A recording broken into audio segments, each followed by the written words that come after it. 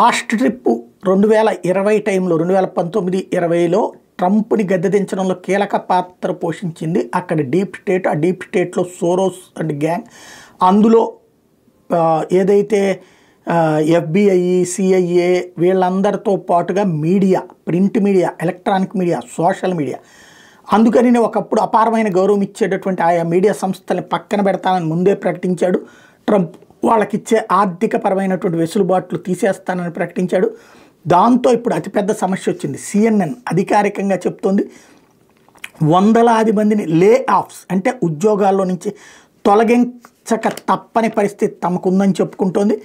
అదే సందర్భంలో ఏదైతే CNN టోటల్గా 3500 మంది ఉద్యోగుల్ని ఈ వారంలో తీసేయబోతోంది. మరొక వైపున MSNBC కూడా సేమ్ పొజిషన్లో ఉంది. అంటే దాంట్లో నుంచి కూడా కలిపి టోటల్గా 3,500 మంది దాకా అక్కడ ఉద్యోగాలు తొలగింపుకి రంగం సిద్ధమవుతున్నటువంటి పరిస్థితి.